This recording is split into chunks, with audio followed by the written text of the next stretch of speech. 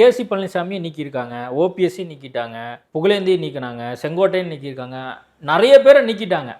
நீக்கி கடைசியா வந்து அந்த ஒன்றிணையணும் அப்படிங்கறதுக்கான அந்த விஷன், அந்த நோக்கம் நிறைவேறல.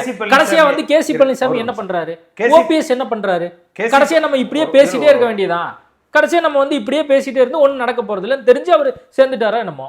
கேசி பழனிசாமி நீக்கி எவ்வளவு வருஷம் ஆச்சு? 8 வருஷம் முடிஞ்சு வர்ற மார்ச் வந்தா 9வது வருஷம் ஆகுது. செங்கோட்டையனை நீக்கி இன்னும் முழுசா 90 நாள் கூட ஆகல. 80 நாள் முடிஞ்சு 90 நாள் கூட ஆகல. உடனே அடுத்த கட்சியை நாடி அவர் செல்கிறார். இதுல யார் உண்மையான எம்ஜிஆர் விசுவாசின்னு தொண்டர்கள் வந்து முடிவு பண்ணிப்பாங்க. 50 வருஷம் வந்து அதிமுகக்காக உழைச்சிருக்காரு, எம்ஜிஆருக்காகவும் ஜெயலலிதாக்காகவும்.